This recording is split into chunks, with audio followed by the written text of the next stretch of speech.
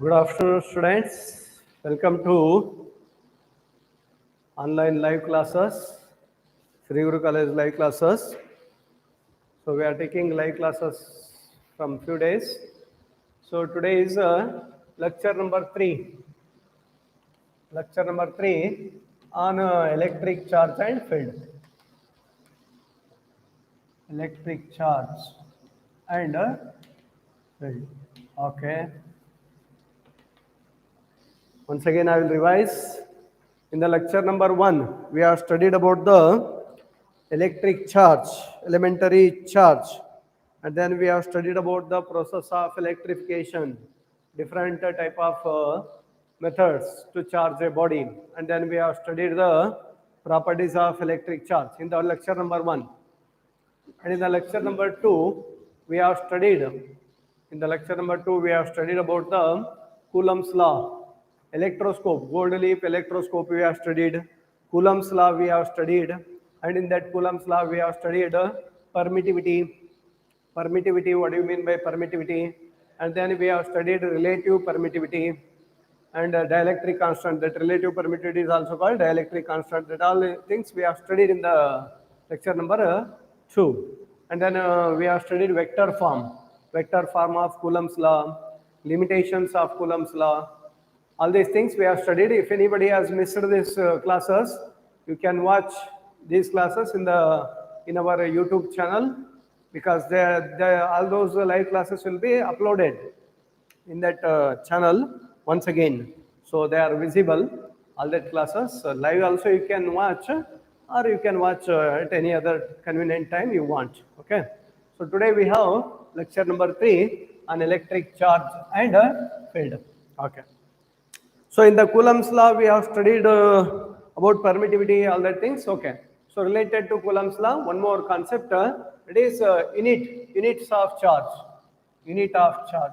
These all the things arise from the Coulomb's law only. Units of charge. So you know that the SI unit of charge. The SI unit of charge is coulomb, named after the scientist. The SI unit of charge is coulomb, and it is denoted by capital C. The SI unit of charge is coulomb. Okay. So now they will ask in the question, define the unit of electric charge. Define the unit of electric charge, and many of the students will write coulomb. Coulomb is the unit of electric charge. Wrong answer. They are asking define. They are not asking what is the unit of electric charge. If the question is what is the unit of electric charge, coulomb is the correct answer. But they are asking define the unit of electric charge. They have asked in the previous year question paper. That's why I am telling. Then you have to define what do you mean by coulomb. That is 1 coulomb. What do you mean by 1 coulomb? That is definition of 1 coulomb. So now, here, we know the force acting between the two charges F is equal to 1 by 4 pi epsilon naught Q1, Q2 divided by R square. Correct? So now let us consider that two charges are equal. That is Q. And the K is equal to, that is force between these two charges, or force between these two charges is 9 into 10 to the power 9. And these two charges are placed at a distance of 1 meter. Two identical charges, Q1, Q2 is equal to Q. That means both the charges are identical and they are placed at a distance of 1 meter. Then the force between that two charges is 9 into 10 to the power 9. Then that is substitute all these things. That is force is 9 into 10 to the power 9, and this 1 by 4 pi epsilon naught is 9 into 10 to the power 9, and Q1, Q2 is Q square. That is Q. Both are equal. Divided by R square is 1 square. So get Q square, or Q is equal to plus or minus 1. Q is equal to plus or minus 1. So either it may be plus 1 coulomb or it may be minus 1 coulomb. Now define 1 coulomb. So now I'll make a definition from out of all these things. Not required. All these things are not required. Just directly I will tell the definition. So define 1 coulomb or 1 coulomb charge. What is 1 coulomb charge? Okay. 1 coulomb charge is that charge. 1 coulomb charge or unit charge is that charge which you can place it at a distance of 1 meter. Which you can place it at a distance of 1 meter from an identical charge. 1 coulomb charge is that charge which you can place it at a distance of 1 meter from an identical charge in air or vacuum. So here I am telling the definition of 1 coulomb, or define 1 coulomb charge, or define unit of electric charge. 1 coulomb charge is that charge which when placed at a distance of 1 meter from an identical or similar charge in air or vacuum experiences a repulsive force of 9 into 10 to the power 9 Newton. Here, 1 coulomb charge is that charge which when placed at a distance of 1 meter from an identical or similar charge in an air medium or vacuum experiences a force of repulsion of 9 into 10 to the power 9 coulomb. 1 coulomb charge is that charge which is when placed at a distance of 1 meter from an identical charge in the air medium, it will experience a force of 9 into 10 to the power 9 Newton. Then that charge we call it as 1 coulomb charge. Hope you have understood this definition. Okay. So we have to make a definition for the define 1 coulomb, or define the unit of electric charge. Define the unit of electric charge means we have to write the definition. Understood? Okay. So now that coulomb is the SI unit of charge, so we have defined the coulomb. So now there is a CGS unit is also there. So in the SI system, okay, in a CGS system, in CGS unit, the unit of charge in CGS system, the unit of charge is stat coulomb. The unit of charge is stat coulomb, or it is written as ESU, electrostatic unit, denoted by electrostatic unit. In CGS system, the unit of electric charge is stat coulomb.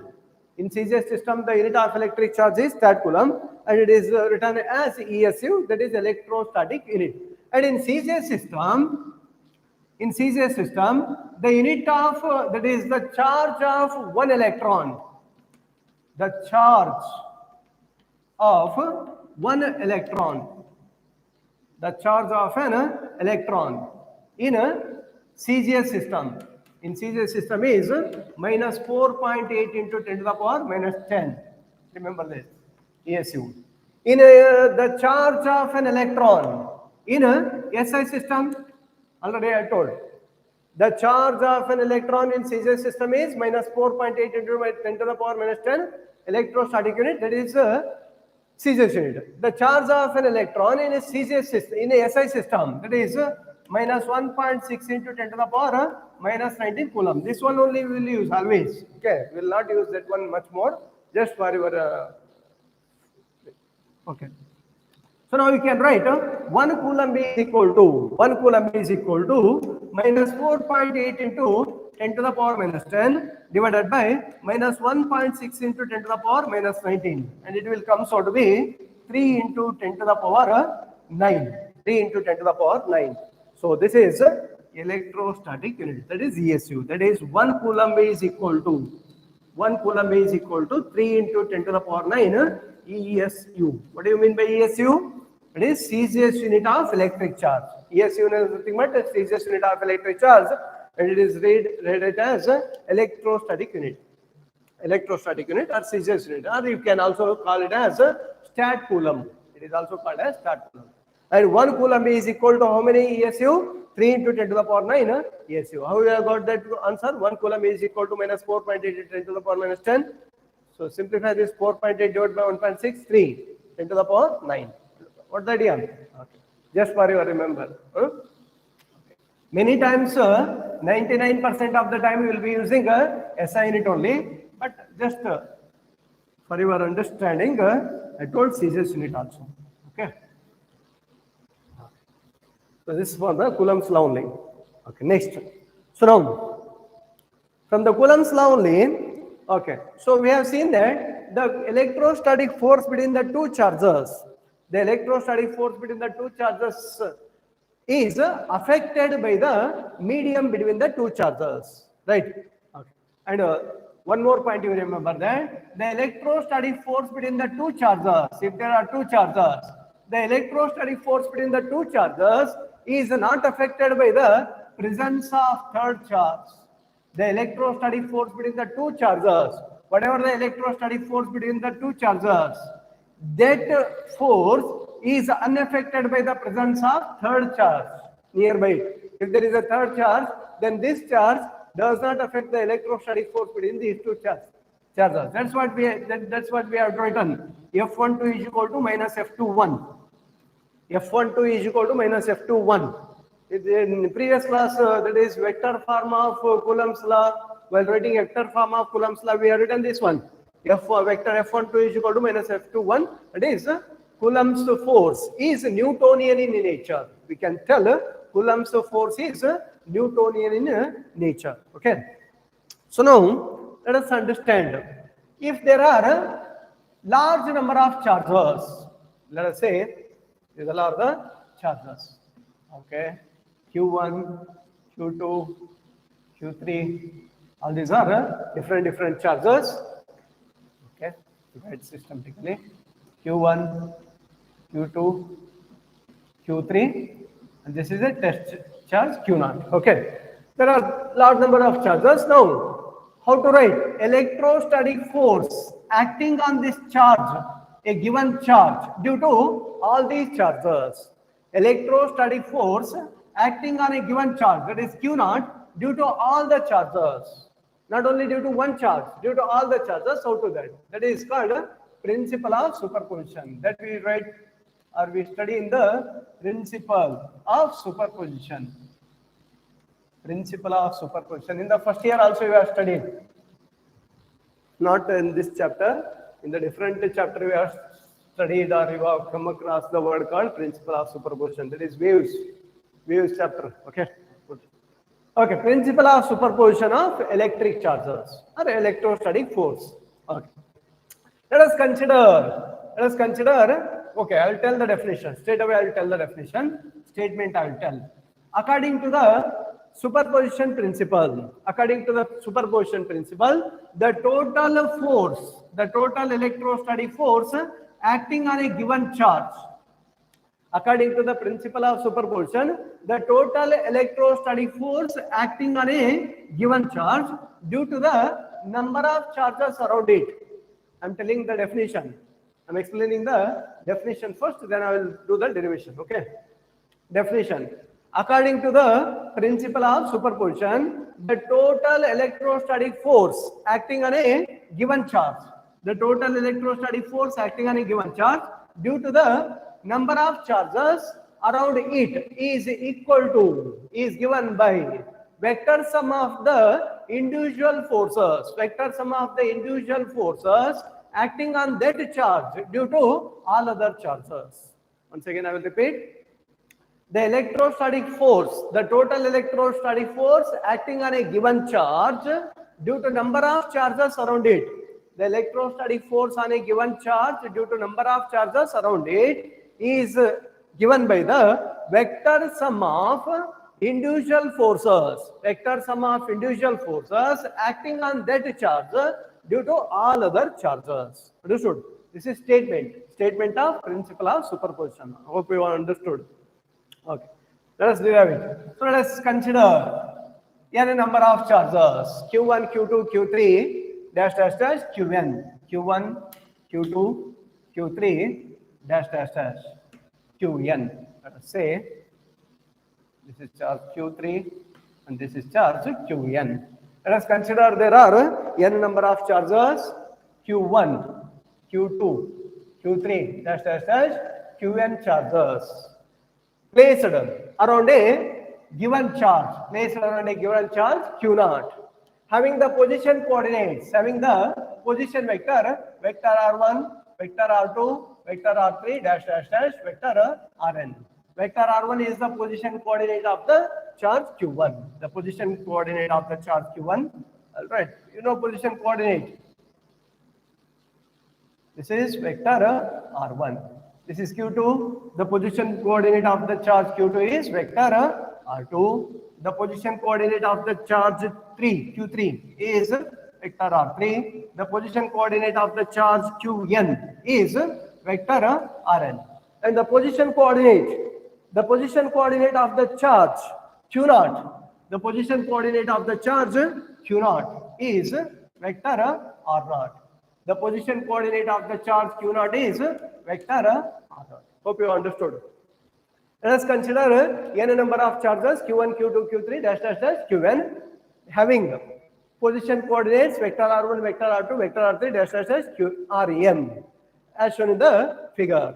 Placed around a given charge, q naught, and the q naught is having a position coordinate vector r naught, having a position coordinate vector r naught. Now, the total charge, the total force, the total electrostatic force acting on the charge q naught, we have to find.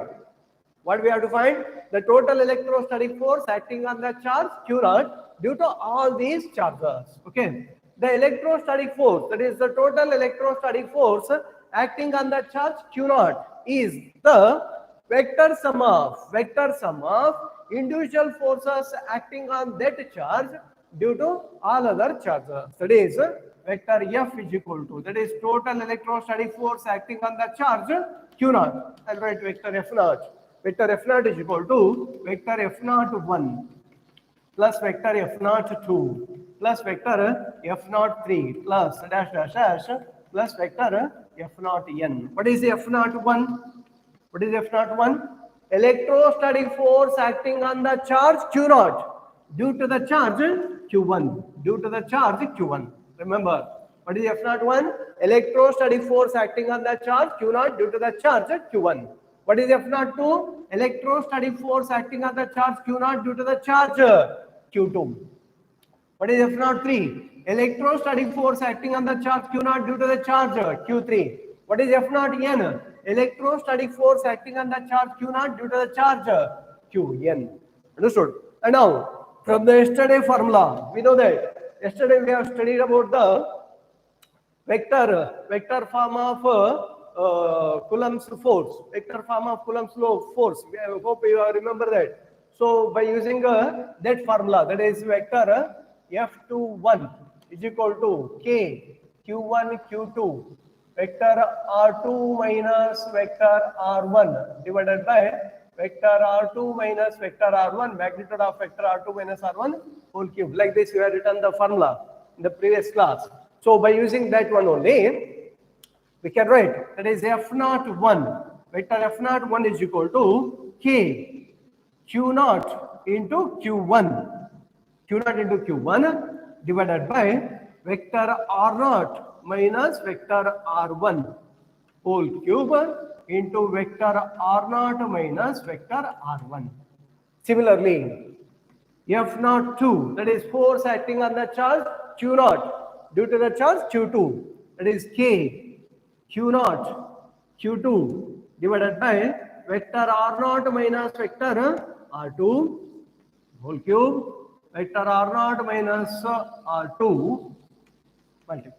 Okay, so like this we have studied. So now substitute all these values. Substitute these in this equation. Let us say this has equation number 1, 2, 3. Similarly, you write for F0 n. You only write for F0 n. Substitute equation 2, 3, 4 and the equation 1. Understood? Shall I remove this one? This is not required. So I'll remove this one. Okay. So then we can write. Vector F0 is equal to F0 1. That is K Q0 Q1 into vector R0 minus vector R1 divided by magnitude of vector R0 minus R1 whole cube. Correct? Plus F0 2, that is force acting on the Q0 due to the charge Q2. This one is K Q0 Q2 vector R0 minus vector R2 divided by magnitude of vector R0 minus R2 whole cube plus F0 3 dash dash dash. I'll write directly. Plus dash dash dash F0 n, that is K Q0 Qn, K Q0 Qn vector R0 minus vector Rn divided by magnitude of vector R0 minus Rn whole cube. Understood? So after substituting all these things. simplifying this one. Letter vector F naught is equal to, what are the common? So it is K Q naught is common. K Q naught is taken common. Then you can write this as summation I tends to 1 to n. I tends to 1 to n Qi into vector R naught minus Ri divided by magnitude of vector R naught minus Ri whole cube. So this is by using formula we can find the total force acting on the charge Q naught due to all the n number of charges. How many charges are there? N number of charges. By using the series, that is summation, we can write simply like this. Understood? Okay. This is how you can write the formula. Okay. K is nothing but what? 1 by 4 pi epsilon naught. That is Q naught divided by 4 pi epsilon naught. F naught is equal to Q naught divided by 4 pi summation I tends to 1 to n Qi R naught minus Ri vector magnitude of vector R naught minus Ri. Hope you have understood. This is called principle of superposition. Principle of superposition. Okay. They will ask in the exam, just for your understanding, I have written all these things. It's very simple. Some of the students might be feeling what the sir has written. It's very simple. You just work it out. Remember the yesterday formula and use that yesterday formula, vector form of Coulomb's force, and using that you can write all these things. Very simply add on and write the summation. That's it. Okay. So this is principle of superposition. They will ask in the exam. They will ask in the exam also.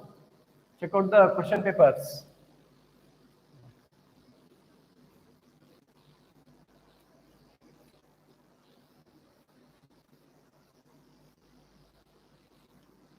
The next concept. Next concept. Some homework I will tell. Okay. In the home, read about electrostatic force, difference between electrostatic force and gravitational force. It is homework.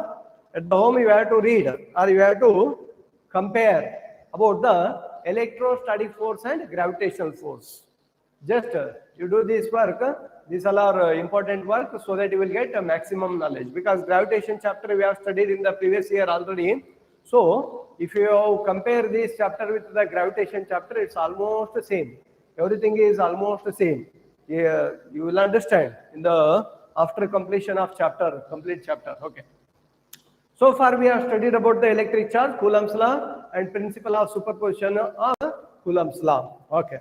So now next comes the concept called continuous charge distribution.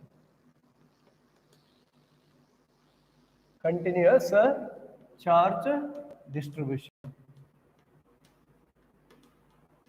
Continuous charge distribution. That is, if the charge distribution is continuous, that is, a charge is distributed uniformly over a surface or over a area, then we call it as continuous charge distribution. To understand this continuous charge distribution or to write the electrostatic force due to the continuous charge distribution, we need to define a concept called charge density. We need to define a concept called charge density, electric charge density. See here. Continuous charge distribution is nothing but distribution of charge over a line or over a surface area or over a volume. Over a volume or over a surface area or over a line, if the charges are continuously distributed, then to find the electrostatic force, we need a concept called electric charge density. So we define the concept of electric charge density. So there are three types of continuous charge distribution. First one is linear charge distribution. Second one is surface charge distribution. Third one is volume charge distribution. And according to that, there are three types of electric charge density. So first one is linear charge density. Linear charge density. Okay. Linear charge, very, very simple. These all are just one more questions. Linear charge density. What is linear charge density? It is the linear charge density is defined as the ratio of charge per unit length. Ratio of charge per unit length. That is, it is denoted by lambda. It is denoted by lambda. If a charge q coulomb, let us say a charge capital Q coulomb is uniformly distributed over a length L. Over a length L, a charge capital Q coulomb is uniformly distributed over a length L. Then the linear charge density is given by lambda is equal to Q divided by L. Lambda is equal to Q divided by L. So what is linear charge density? Linear charge density is defined as the charge per unit length. Or simply you can tell linear charge density is defined as the charge per unit length. Charge per unit length. Our linear charge density is defined as the ratio of amount of charge distributed to the length. Amount of charge distributed to the length. And the unit of this linear charge density is coulomb per meter. The unit of charge is coulomb and the unit of length is meter. So coulomb per meter. Here, if you write like this, you won't get the mass. This is per centimeter. If you write C small, it will become centimeter. If you write C capital, then only it will become coulomb.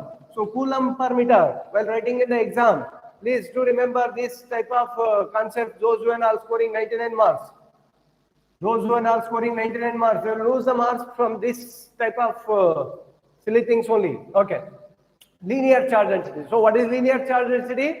That is charge per unit length is called linear charge density. If a charge, capital Q amount of charge is distributed uniformly over a length L, then a linear charge density is given by lambda is equal to Q divided by L, and the unit is coulomb per meter. And next one is surface charge density. Surface charge density. Surface charge density. It is the charge per unit area. Simply, the charge per unit area is called surface charge density. The charge per unit area is called surface charge density denoted by sigma. It is if a charge of capital Q coulomb, is uniformly distributed over a surface area, yes.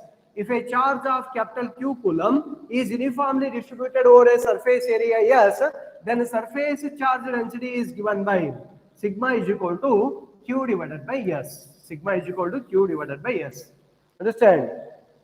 If a charge capital Q coulomb is uniformly distributed over a surface area, S is the surface area, then the surface charge density is given by sigma is equal to Q divided by S. And the SI unit is coulomb per meter square. The SI unit of surface charge density is coulomb per meter square. Similarly, another one, third one, volume charge density. So what do you mean by volume charge density? What do you mean by volume charge density? Just simply you can tell.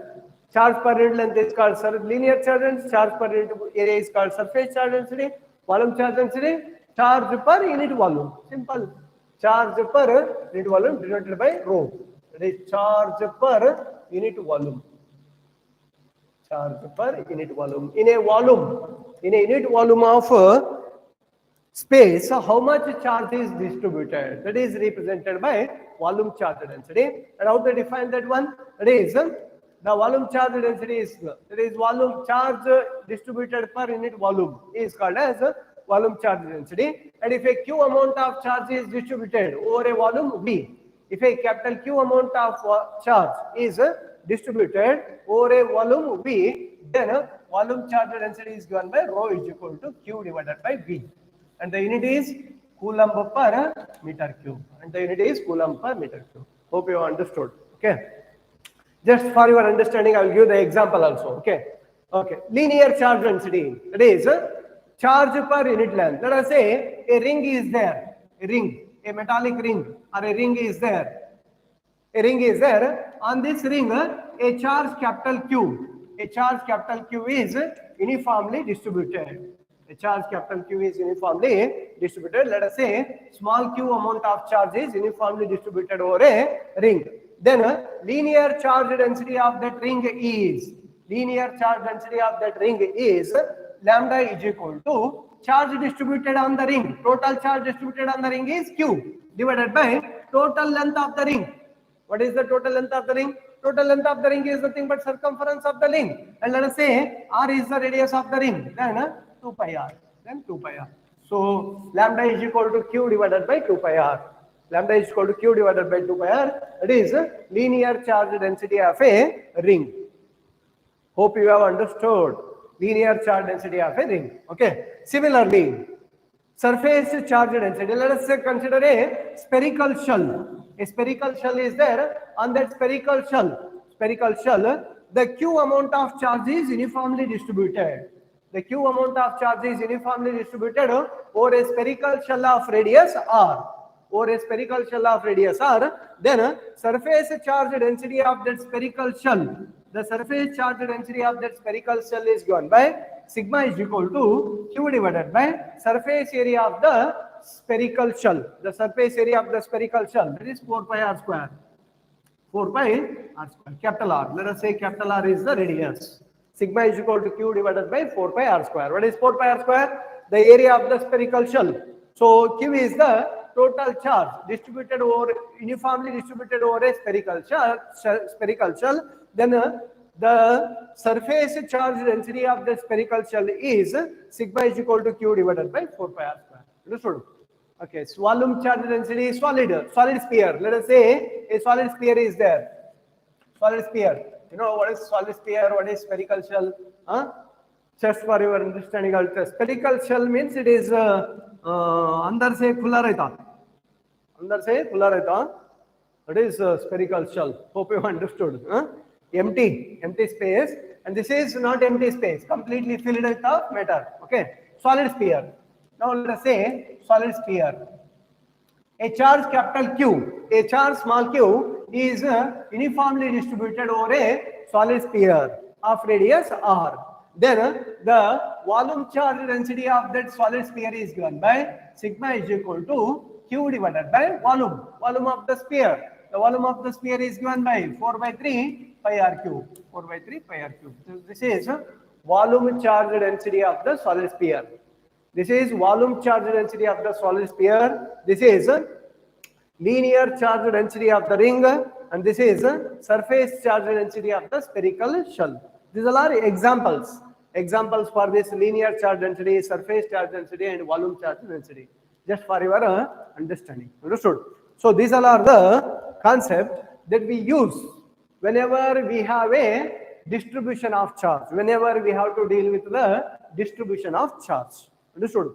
That is, a large number of charges are distributed over a length L. Then we use the concept of linear charge density to find the electrostatic force. To find the electrostatic force, we use the concept of linear charge density.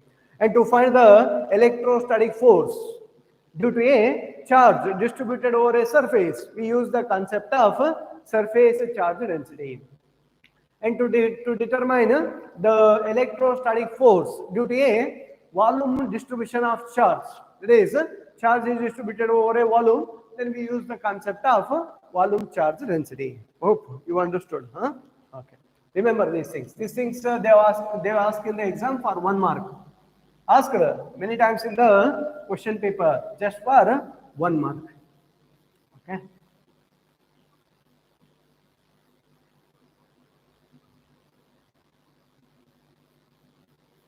Next concept.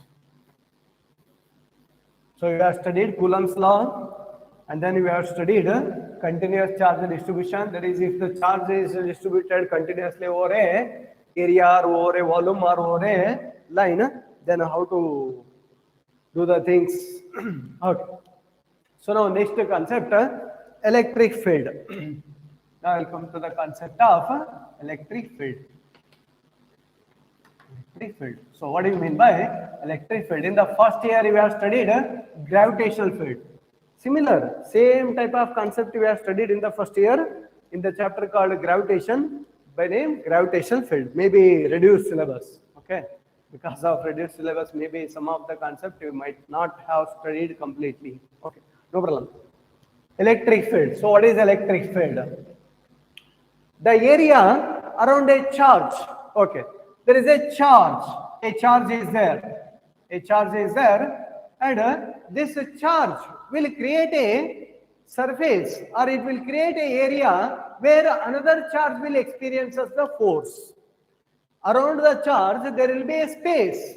Around a charge, there will be a space where another charge will experience the force due to this charge. That space we call it as electric field. The area or the space around a charge, where another test charge will experience the electrostatic force is called as electric field. The surface or space, better say it as space. The space around a charge, where another test charge will experience a force due to this charge is called as the electric field. Understood? So this is the reason. Let us say this is the space where another test charge, let us say a test charge Q0 is placed in this space, then the charge Q0 will experience the electrostatic force due to the charge capital Q. The Q0 will experience the electrostatic force due to the charge capital Q. Then this Q0 is said to be in the electric field. So electric field is nothing but the space around a charge. The space around a charge where another test charge will experience its influence. The space around a charge where another test charge will experience the electrostatic force or influence of that charge, then that space we call it as electric field. Okay, hope you understood.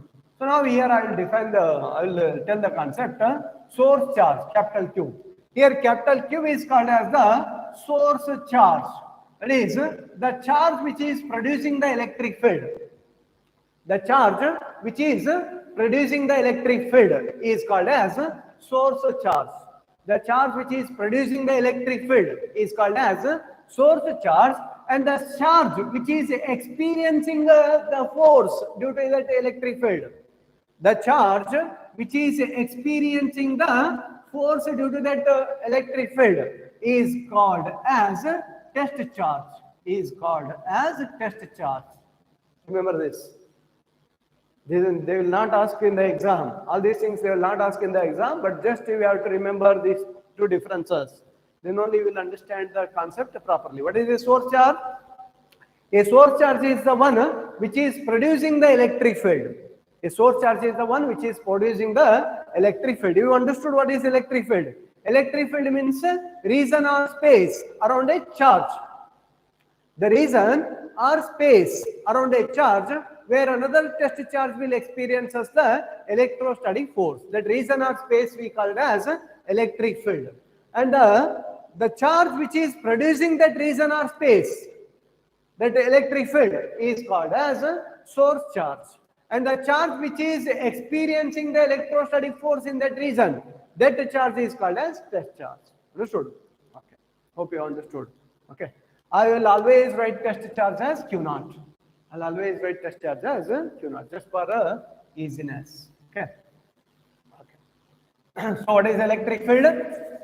The region or space around a charge where another test charge will experience the electrostatic force. That space we call as electrostatic field. That's the same gravitational field. You know gravitational field, you know Earth. Have seen the Earth? It is Earth. Okay. Around the Earth, this is a mass. Let us say this is a small mass. If we place this mass near the Earth, this is a small mass, this is mass of the Earth, capital M. If we place a small mass near the Earth, this small mass will experience the gravitational force due to this mass of the Earth. And that space, the space up to which this small mass will experience the gravitational force due to Earth, up to that space we call it as gravitational field of the Earth. If the small mass does not experience the force due to Earth, then that is away or out of the gravitational field of the Earth. Like this only we have defined in the first year. That's why I am telling you. from the first year, and don't worry, don't get confused with all these things. Just for getting easiness, I'm telling all this, mixing up all the things. Okay, not required all those things. Same way. Did you understand what is electric field? The region or space around a charge where another test charge will experience as the electrostatic force is called electric field. Next, I'll define the concept of electric field intensity. Electric field intensity or electric field strength, or it is also called electric field strength. What do you mean by electric field intensity or electric field strength? Okay. It is denoted by capital E. It is denoted by capital E. Electric field intensity is denoted by capital E. The electric field intensity is defined as the force experienced per unit charge. The electric field intensity at a point, let's say electric field intensity at a point in the electric field. The electric field intensity at a point, let's say the point P. Let's say the source charge is present at the point O, or source charge is present at this point, and a test charge Q0 is present at the point P. Okay. So now the electric field intensity at the point P. The electric field intensity at a point inside the electric field. The electric field intensity at a point inside the electric field is defined as the force experienced per unit charge. Force experienced per unit charge. Understood? The electric field intensity at a point in the electric field, in the region of electric field, is defined as the electrostatic force experienced per unit charge. So now, electric field intensity is denoted by capital E and given by the formula capital E is equal to F divided by Q0. Capital E is equal to F divided by Q0. Q0 is called test charge. Q0 is called test charge, and generally the test charge is a unit positive charge. Remember that the test charge is always a unit positive charge, that is plus 1 coulomb. The test charge is always plus 1 coulomb. What is the characteristic? What is the characteristic of test charge? Just for your understanding, not this. Okay, not required for the exam. This test charge is a charge which does not affect the electric field due to the source charge. A test charge is a charge which does not affect the electric field due to the source charge. Remember that the test charge is such that it does not affect the electric field due to the source charge. And generally, we take test charge as plus 1 coulomb. Understood? Okay. What is electric field intensity? Electric field intensity at a point in the electric field is defined as the electrostatic force experienced per unit charge. Okay. And it is denoted by capital E, and it is a vector quantity. The electric field intensity is a vector quantity. Electric field intensity is a vector quantity, so we can write like this. So this is the formula. Okay. So what is the unit of electric field intensity? The SI unit of electric field intensity is Newton per coulomb. Force is measured in Newton and charge is measured in coulomb. So Newton per coulomb is the SI unit of electric field intensity. Or another unit is volt per meter. Another unit, volt per meter. Volt per meter. Okay. This is another unit of electric field intensity. Okay. So now let us find electric field intensity due to an isolated point charge. Okay, let us say a charge plus Q. A charge plus Q is located at a point O. A charge plus Q is a source charge plus capital Q is located at a point O, and it will produce as a electric field around it, and a test charge Q0. A test charge Q0 is placed at a point P at a distance R. At a distance R from the source charge. The test charge Q0 is placed at a distance R from the source charge. The source charge is located at the point O and test charge is located at the point P. Then electrostatic force experienced by Q0 due to capital Q is F is equal to K capital Q into Q0 divided by R square. This is the formula. Understood? And R cap, you may write it as R cap. R cap is the unit vector in the direction of the OP. In the line, in the direction of the OP. Okay. So now this vector F, that is vector F will be in this direction. Q naught is a positive charge, unit positive charge, and capital Q is also positive, positive repulse. So Q naught will experience as a force outward. Okay. So this is the electrostatic force experienced by the test charge Q naught at the point P. Then electric field intensity at that point P. The electric field intensity at that point P is given by vector E is equal to vector F divided by Q naught. So therefore, vector E is equal to K capital Q naught divided by Q naught. So Q naught cancel. So vector E divided by R square. No, sorry, this R square. So vector E is equal to K. Q naught cancel. Capital Q divided by R square. That is vector E is equal to 1 by 4 pi epsilon naught capital Q divided by R square into R cap. R cap you write. Okay. R cap is unit vector, just unit vector. So this is electric field intensity at the point P. The electric field intensity at the point P in the air medium. Let us say this is air medium or vacuum medium. This is air medium or vacuum medium. If it is not a air medium or vacuum medium, if it is a given medium, if it is a dielectric medium of dielectric constant epsilon r, if it is a dielectric medium of dielectric constant epsilon r, then electric field intensity E is equal to 1 divided by 4 pi epsilon naught into epsilon r Q divided by vector R square into R cap. So this is electric field intensity in a given medium. This is electric field intensity in a given medium. This is electric field intensity in the air medium. Just simple. Understood? So hope you have understood electric field intensity. The electric field intensity is also called as electric field strength, or simply it is also called as electric field, or generally simply it is also called as electric field. Understood? Hope you have understood all these things. Okay, in the next class, I'll continue this once again, the electric field intensity, all these things. Okay. Thank you. Tomorrow also, same timing.